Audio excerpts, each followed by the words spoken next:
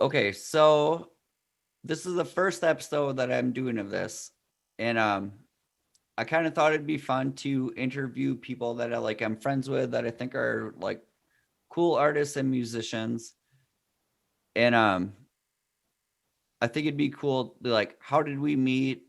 How did you end up being a musician? And Sure. I don't know, just like a handful of questions like that. It's Sure. like, so Yeah, that sounds I know good. you. You used to play with Augie in the Sandwich Factory, correct? Correct. Yes. Okay. So the first time I saw you guys was at IQ's on Sure. University when I was 19, and I got hammered drunk and I puked in that hallway with Yeah. and I Yes. and I Many bounced and people I have puked in left. that hallway. Yes. Yeah. So really, I'm glad I'm not the only one. Yeah, for sure. Yeah, that was like the first serious band I think I was in. So I played in bands all through high school, did some various stuff, but then that was kind of the band where it just sort of we got and we played a lot of shows. We worked on like original music. I feel like getting to play with those guys at that point in time like helped me to sort of become the guitar player that I ended up kind of turning into. Yeah, I And remember I saw you guys at UWGB, like at like a union show. oh, I sure, think yeah. even before that, because I was like, I wasn't brave enough to sneak into a bar yet. Like, That's funny. I my first bar experiences were also at IQ's, but it was before they even moved to university. So before university, they had this place okay, underneath the Mason Street overpass, and they used to do like an open jam. And I must have okay. been like 18, 19, and I used to sneak into that. Is that the old gasoline when it was like Yeah, I Billy think Goats? so. It's like Like right underneath now it's the. Rockabilly's I think so. Yeah, I haven't kept up with or my. Rum Runners, like one of those bars. Yeah. Wasn't Rum Runners, but it was like right next to there. I don't know which one Okay. it is now, but yeah. So yeah, also underage drinking and music at IQs in my past. So yeah, Okay. So I remember meeting like knowing who you are through Shaker and the Egg. sure. Yeah, So like when I was 23, how old are you? I'm 35 now. I am 39 now. So Okay. So you're like a class ahead of me in high school. yeah, I think so. I think you're the same age roughly as my sister. She went to Notre Dame also, Oh, Emily. Emily, yeah. Yeah. Yeah, she's another person I want to have on here for Yeah, she's a for fantastic like photographer. photography and like different kinds of art. That's the fun Yeah. thing about this. Yeah, she's very creative. You know. Oh, Yeah, okay. so Shaker and the Egg, that was sort of like so after Augie and the Sandwich Factory. I don't remember what year this was. Probably, I think that was roughly like 2004 through maybe like 2008 or something like that. And Okay. then Shaker and the Egg, I took a couple of years off of music, just life stuff going on and whatever. And when I wanted to get back into it, I kind of felt like Augie and the Sandwich Factory was kind of it's one thing, but wanted to do something totally different. And I feel like we learned a lot of lessons from the Augie and the Sandwich Factory days.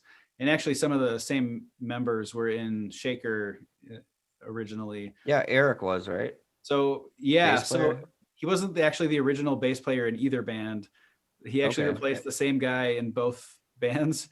So we had a different bass player, Pat Norman, who's a good friend and solid bass Okay. player, um, in both bands. So he was the bass player in Augie and the Sandwich Factory, and then Eric obviously has been like close friends with Augie and Corey since like before high school, even, and all through high school they were in bands. So he kind of took over at some point, and then that became like the four piece. I think that everybody remembers from that band. But Pat was also the original bass player in Shaker and the Egg, so it was him and Corey, and then ultimately and myself and Pat Shore, obviously, and then we switched Eric in and then kind of put the rest of the band together with that sort of nucleus. So it was a lot of the same people even, but I think we just approached it from just a much more intentional standpoint of like, we didn't just sort of wander into it. Like with Augie and the Sandwich Factory, it was a lot of jamming originally, and it was just so much fun that we just sort of started playing shows, and then that became sort of the band.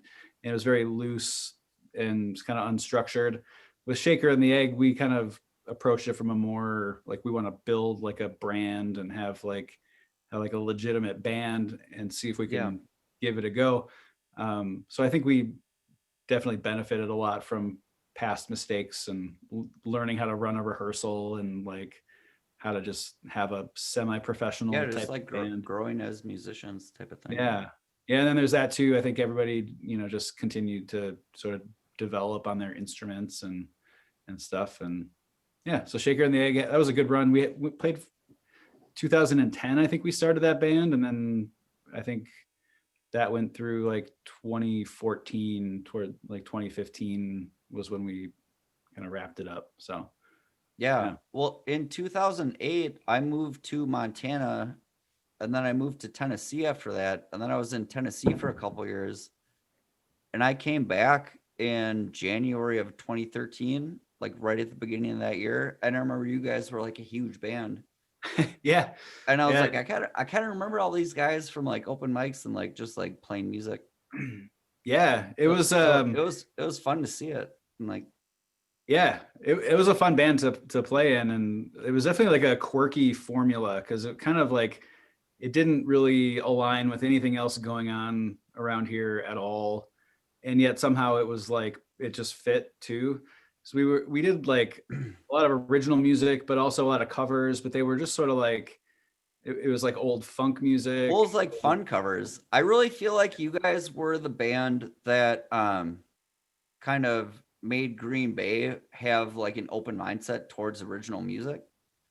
Well, that's And awesome. like I feel like the Chocolatiers are doing that now. Sure. And Yeah. like, well, you play with Johnny with the Cat Plan and stuff Right. like that. And like, I feel like when I left in 2008, it was just like open mics and people playing like Sublime covers. And it was Yeah. kind of a bummer. And then like when I came back, there was like bands actually playing original music. And like, Yeah, honestly, it was a lot of there's a couple of bands back in the old IQ's days that I oh, think I'm were sure there part of. always were, and I just didn't know about it. But Yeah, but it's always been like an uphill battle for like original music or original anything. But definitely music, I think in Green Bay, like even compared to like Appleton, it's a completely different kind of scene. But Green Bay has always been like, there's always been like a hardcore punk, like metal kind of thing going on. And then there was like bar bands, and it was like 80s rock cover bands. I remember yeah, like when we were coming up, that was sort of like we wanted to be like the opposite of those bands. And like, they play like White Snake and Bon Jovi and yeah, stuff. And we just wanted to like, we wanted nothing to do with that. And still don't want anything to do with it, I guess. But that was really the scene. It was like hardcore punk and like metal, and on the one side, and then like 80s rock cover bands. And if you wanted to do anything other than that, it was like a real tough road, because there just wasn't a lot of like market for it. People weren't really yeah. interested in original stuff. So, but I think it's in a better place now. Well, I And think Green Bay is so much cooler now than it was 10 years ago, yeah, I think so. as Like, far and as I like see these arts and like younger everything. Like, musicians, like the next generation of musicians coming up, and like there's just really some like excellent players in the kind of the next wave of people coming through, and it's kind of cool to see. Um, just they kind of take the torch and run with it. So yeah, it's fun. I remember the last time I went to the open mic at IQ or Frets and Friends now was probably like 2 years ago. And like I sat in and played drums, and like all these young people were like, dude, you're a good drummer. Like, who are you? And I yeah. was like, I grew up here playing music. I just don't Yeah, ever go to the bars anymore. I'm like, there's a lot of people like that. Honestly, I like, how it is, like when you're a young musician coming up, like the open jams are like your training ground. It's like going to school, like going to the open jams, and like that's how you learn how to play your instrument, like really, because playing it by yourself or in like high school or whatever is one thing, but like, playing with other people and Oh actually yeah, like like being making music, being comfortable to sit down with strangers and like play try. songs you don't know. Yeah. Yeah, that's yeah, and I took a lot of years off open mics and open jams. I used to go all the time. I'd have like my rotation of open jams that were happening around town, and it would be like Tuesday night go here, Wednesday night was always IQs, and Thursday would go here, and um, yeah. But then going back into it after a long time away from it, just like in the last maybe 2 years or so, I started kind of dabbling again, and it's kind of cool to play with some of these new musicians. They kind of push you in different directions. It's Yeah. cool. Yeah. I'm excited for the post pandy. Like I have a Yeah, yeah, I have a fun keyboard rig again. nice. And And like I I'm saw you're trying, like doing stuff with the Raglanders, yeah, with or John and Chris and Andy. nice. Are you going to play shows with them when this Uh is all I don't done? know. We were just practicing recently, and I was gonna go record some keyboards on Sunday, and then I was leaving my house to go get my dog and go to the dog park, and like my rear brakes locked up. Oh, So I just had some car work done, gotcha. and then I got my wheels back today. So Nice. Yeah, that's a good band. John's a good. I love his guitar tone. He's one of the yeah, like. I do too. I Yeah, he's remember got thinking great that tone. when we were practicing. Like, Yeah, very cool. Well, yeah. So Shaker and the Egg. That was those are fun days. But yeah, you want to just keep going forward through yeah, the let's list of just keep bands? talking. I guess Yeah, yeah, sure. I don't know. What are you up to? What are you up to nowadays? These days, man, I have a bunch of different projects kind of going at various stages. So you mentioned Cat Plan. So obviously the gypsy jazz stuff. That's just sort of like a passion project. We just started. Actually, the way it started was Johnny from the Chocolatiers contacted me. He was going to do like a tribute show and wanted some guitar lessons, just kind of go and learn how to play some of the songs and kind of figure out some different chord things. And so we did that, and we kind of burned through all the songs in like 1.5 lessons. And then I was like, well, I could show you some other stuff, and started showing him like kind of real book jazz charts and how to, different kinds of chords and kind of different styles of playing. And that kind of turned into, we would just kind of play gypsy jazz style jazz charts, and we just sort of built it from there. And it's very like Django Reinhardt / like Hot Club of France, gypsy jazz, we got a good clarinet / flute player, and mandolin and upright bass, and two guitars. And Yeah, it's a fun arrangement. yeah, I remember thinking that like watching a video you guys put out. I was like, they have a clarinet and a mandolin. Like, yeah, he's fantastic too, Nicholas Waroff. He actually came from Portland, and when he was in Portland, I guess he played in a gypsy jazz band called Hot Club Time Machine, which I thought was like the greatest band name I ever heard. that is a fun name. Hot Club, Hot Tub, Time Machine. Yeah, Yeah, pun on so the movie. like Yeah. good, solid pun work in the name. But so I'm doing that, and then also I have a kind of like an indie rock band called Dead Boyfriend, and we're working on an EP, which hopefully we'll finish up soon. We've been working on it. Yeah, Probably for about that was some of the videos you put out this last year, right? yeah. So I Yeah. can send you a link or two for. Really only made like one video, and that was just it was sort of like a proof of concept, I guess, experiment, just set to music, and it sort of turned out cool. So, but just playing with green screens and seeing if you could like kind of create like a little narrative, like along with a video, just using Barbies and a green screen, and Yeah. it was kind of fun. Yeah, I'll send you that link though, and you can check it out. But yeah, that's cool. It's a fun band. It's before that I was still am, I guess, technically in a band called the Prigs. So we put out an album, I think it was in like 2018, and now we're kind of on hiatus right now. So I sort of like was sitting on a bunch of stuff and not really wanting to start any sort of real other band.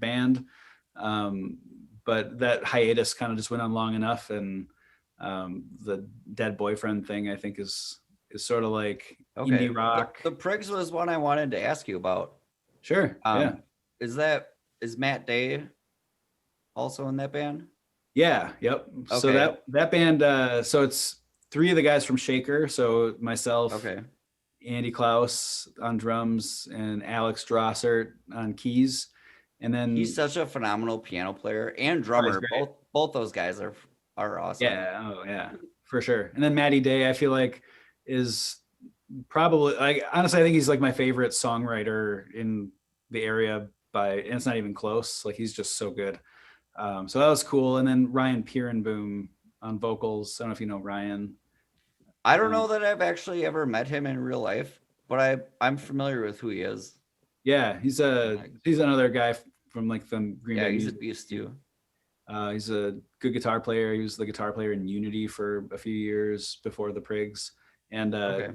fantastic singer. Like, he's just got like just an incredible voice. So that was sort of like like, if you could just draw up on a whiteboard like your ideal like band, it would be like, for me it would be that. I felt like you just got like the best rhythm section, two good singer front guy types. Basically, you could just musically do anything you want between me and Alex and everybody. So it was just very like ideal circumstances for a band. But that was a lot different than other bands that I was in, because we, like, it just started off as like a recording project. I had like been like just writing and demoing songs for forever, and Maddie had this like notebook full of songs, and we just decided like we're just done with the bar scene. Like, it's just like not what we wanted to do at all, and definitely didn't want to like just play random bar shows. So what we did was just record and write and arrange stuff and record it, and we just started from that perspective and put together like a 5-song thing that ended up Yeah, it was good. I remember that. yeah, it all turned out really cool. And ultimately we ended up getting hooked up with like Mila Music and the Refuge Foundation for the Arts, and then they had us go down there and record like an actual album, which was the Meet the Prigs one that is available on all streaming platforms. Yeah, plug it. That's kind of what the Yeah, whole yeah. is. And that was cool. Yeah. So like our first gig was at Mila Music. We had like 3 gigs that weekend. But I mean, like, the nice thing about playing with a band like that is like everybody's just done it over and over and over again, and like you don't really need to like work things out like in live shows. Like, everybody's pretty reliable and good at their instruments, and no worries. Yeah, so like we didn't learn any cover songs at all until we played for my friend's wedding reception. That was like, so we learned like our first cover song after being a band for like 2.5 years or something like that. And then we learned like 30 more for that. But Yeah. it was kind of, I feel like that's the way you got to do it, is like once you start off as like a bar band, it's so much harder to like become anything other than a bar band. And you Yeah, see, that's really. Oh, I won't interrupt you. Sorry. no, that's just like, once you get sort of put in that box with all the other bar bands, I think it's a lot harder to change the perception of the band. So we didn't even play around with that at all. It was just like, we're just an original band. We just write and record and play our original music. I think that's super true, and especially how you approach a band is like, so like in Chattanooga, I went down there having been like a bar band musician, where it's like, oh, like, can we come play at your bar? Like, how I would always book shows in Green Bay was like, we'll play for 4.5 hours. Can we have Sure. like $500 and like whatever percent till, like whatever Yeah. kind of deal you work out? And it was like, I went to bars at Chattanooga and they're like, what the fuck are you talking about? Like, Yeah, right. it's like, no, you need like 4 other bands. You get 45 minutes and there's a cover charge. And it's like, well, I don't have any friends here. I just moved here. So it's Right. like, Yeah, so that's a very different kind of scene than what we've got here. yeah. So it's like, Super but then competitive. all the bands I ended up playing with, where we would all have like, kind of like what you're saying is like, we'd have 45 minutes of original music. Yeah. and then like randomly it'd be like, oh, you get to play for an hour and a half, and then just like, oh, well, like we'll play Godzilla and like learn a Blue Oyster Cult song, Right. and Like like I'll take like a 17-minute guitar solo and yeah, exactly, and like 2 drum solos. just some filler. No, I never play drum solos. I hate drum solos. I've Yeah, been a drummer for 25 years, and I hate drum solos.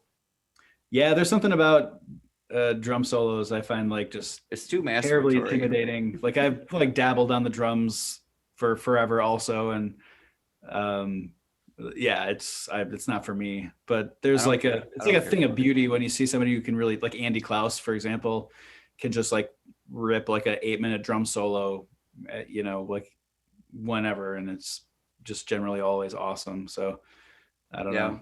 There are levels to it, I guess. Even if it's good, even like John Bonham, like I feel like he's like the penultimate drum solo or ultimate. Is penultimate the second best?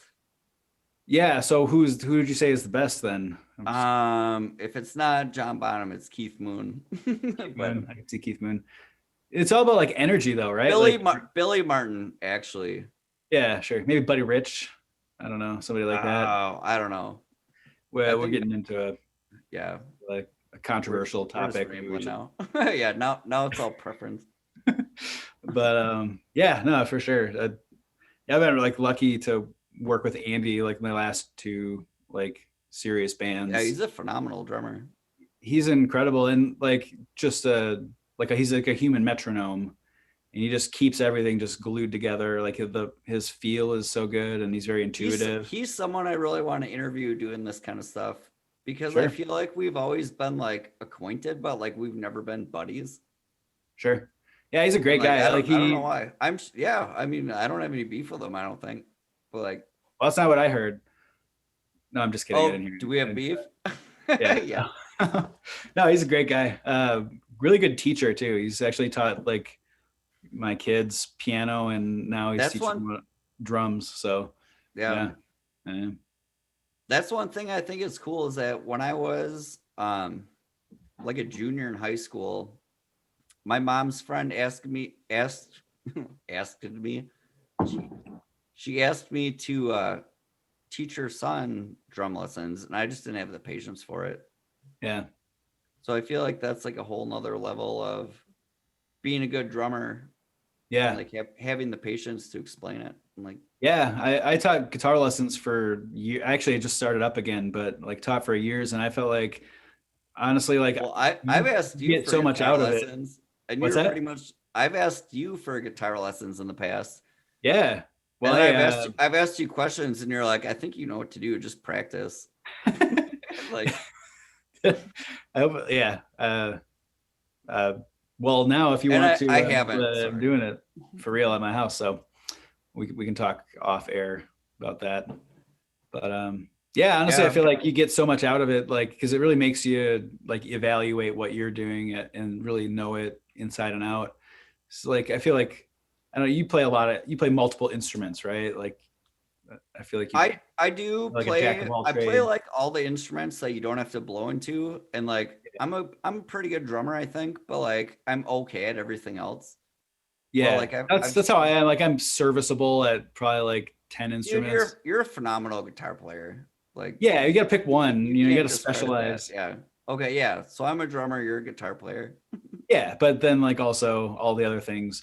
Honestly, like I feel like what I'm most interested in now is like the creative process and like recording and like, yeah, that's kind of where I'm at. Audio production. So it's nice to understand all these other instruments and kind of how they all fit together, and be able to just like execute basic things for recording purposes. And yeah, I feel like I'm a solid rhythm section, and I need like a hot girlfriend that can sing the songs I write. Okay. Like, that's why you started the podcast. to meet my future ex-wife. Yeah. Yep.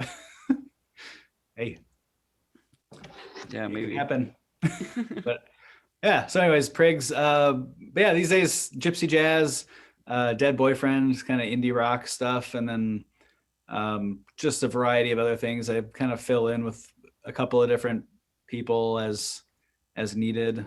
Doing some stuff with like brass differential coming up, and singer-songwriters. but definitely more interested in just like recording music, even like way before the pandemic and everything, and playing gigs became like impossible.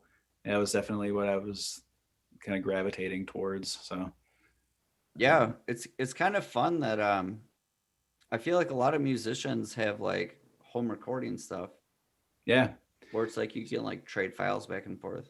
And like yeah. Honestly, like I think probably like people aren't taking as much advantage of it as they could, but it definitely has like forced people to, you know how it goes, like when you play a lot of like bar shows, like a guitar and it's your turn to take a guitar solo or whatever, like you just play whatever and then your solo ends and then the song goes on. Like if you're recording something that doesn't work so good because like you're trying to make like an actual like musical statement that's yeah, interesting like people like want a to listen part. to. Yeah. And I feel like it's a good shift of perspective for people that play in open jams a lot and just sort of like play whatever and don't really try to do anything that interesting. They just sort of play the stuff that they've been working on and the stuff they know. To I have feel to actually like pin you down, like make like a real, like play like a keeper guitar solo. Like how do you yeah, do it's that? it's a good practice and discipline. Yeah, I think And so. like record I feel like I've been recording by myself a lot the last couple of years. And I don't feel the pressure that I feel when I record with other people because there's no timeline or Sure. anything. Yeah. But it's like I'll sit down and like write a part and like Sure. kind of like write out a solo or like So what, like, what's your like creative process? I'm curious. Like, I've heard some of the stuff that you've put together, and like, how do you go oh from like man. a blank Um slate to a finished so Cardigan Mafia a thing? lot of the stuff that I've been doing the last like year or so has been kind of like electronic instrumental hip hop, like Tobacco, Black Mouth, Super Rainbow kind of vibe. Okay. And I'll usually start with like a synth melody Okay. and then I will program drums. And Yeah. like I have a like a so in Ableton I have a couple drum racks that I built with like a few Roland kits and then like the Lin drums with like Okay. audio samples that I made into like MIDI. Sure. And then I'll just program drums and like come up with a beat I like and then usually go back to that original synth melody, probably delete that and redo it. And like Sure. And then you just sort of like layer it up as needed from there. yeah, and then go back and like edit the drums a little bit and like Sure. Sure. add some like MacGyver Tom fills. Yeah. Got That's to. always it's like or like Sure. the in the air tonight fills. I love that shit. Like Some like gated reverb on there, and yeah. yeah, for Yeah, sure. that was one thing I started trying to do with acoustic drums was doing gated reverb. Yeah. Yeah, they just sounded real blown out. And I think I was a little bit too aggressive with it. But and Yeah, it it was can be only like one or tricky. two songs and like It's such an interesting sound. Like it just like it's like a time machine back to the 80s or something. yeah. Yeah. Just those big Phil Collins toms. Yeah. But I just gotta practice more. yeah. Yeah, maybe that's it. Yeah. I don't know. Um yeah. Yeah, What I else don't are know. you? I don't know. I have like a bunch of country songs that I've written too, but I'm a terrible singer, so I'm embarrassed to record them. Like Yeah. Yeah, I have a like I hate, like I'm definitely not a singer at all, but like I write music and write songs and such. So like the recording is kind of nice for that, as you can just actually just sort of like puke out some primitive version of a song and then move on with your life. But yeah, you eventually find a that's kind of why I like instrumental music. yeah, Like for I'm just sure. I don't feel as embarrassed when it's over. Yeah, I feel like it's that, or you got to like outsource the vocal stuff to somebody who wants like the attention. Yeah, I met a girl that lived in oh this is a good story for the first episode. I met a girl that lived in Racine on Tinder that wanted to have a threesome with my girlfriend at the time and myself. And then we ended up recording some music together. And then I broke up with that girlfriend because she got jealous about the video that I showed her that I was making with this other girl from Racine. And then that girl from Racine bounced because she wanted to fuck my girlfriend and not me. So, Oof. yeah, ridiculous. So yeah. So then what happened?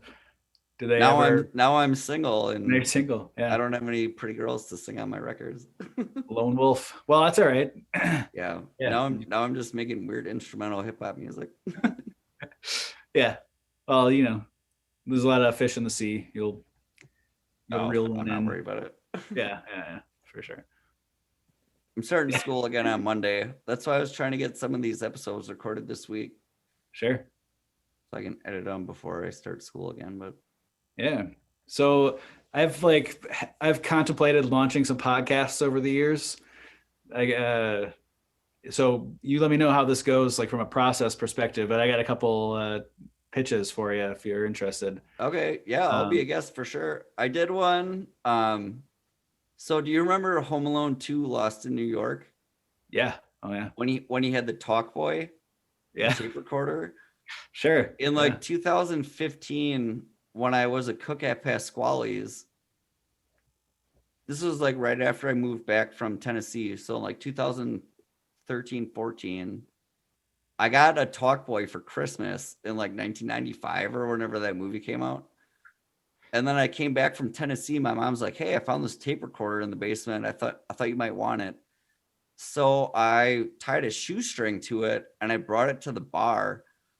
And I just would fill up both sides of a cassette tape, getting drunk and like talking to strangers at the bar.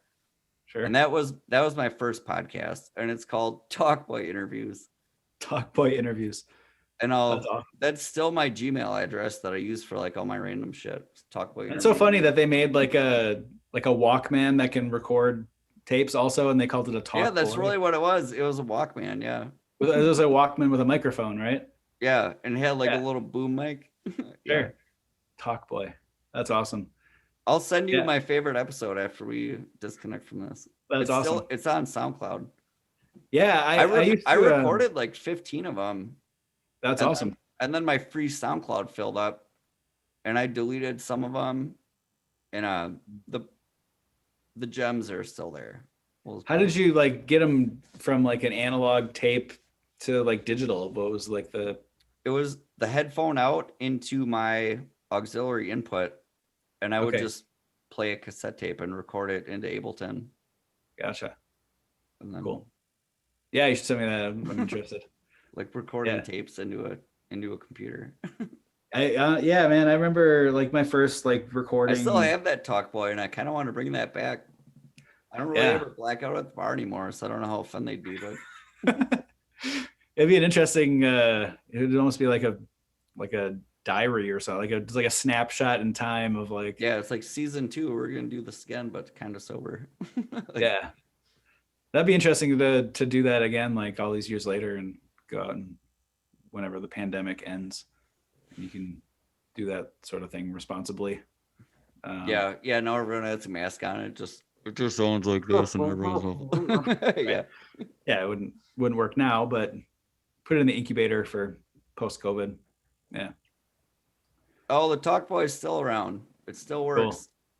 I think I broke the headphone out when I dropped it one time, but I have another way to get cassette tapes onto a computer. So sweet. That's awesome. Okay, well, I feel like now I'm just rambling. You're good. I think we're at like 45 minutes. Thank you so much for doing this. Yeah, man. Thanks for having me on. Where my time is. It's an honor and a pleasure to talk to you. And definitely let's get together and work on some music, and I can show you some music theory stuff or chords. Yeah, absolutely. Yeah, for sure. I have one idea that I want. So Chris Scheneker, that we've been like playing together. I have an idea for a song that I wrote a while ago, and I recorded like a real sloppy version of it, and I kind of want to redo it, and I want to have him play drums, and I'm going to play keys and bass, and if you would add a keyboard part. Sure. Send me a track. I probably won't get it done till March, but Yeah, that's all right.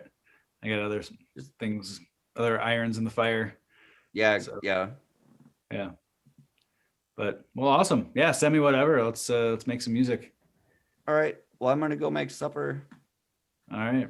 Well, Thank have you so have much yourself for a good doing night, this. I and thanks appreciate again it. for having me on. Yeah. Bye. Good night.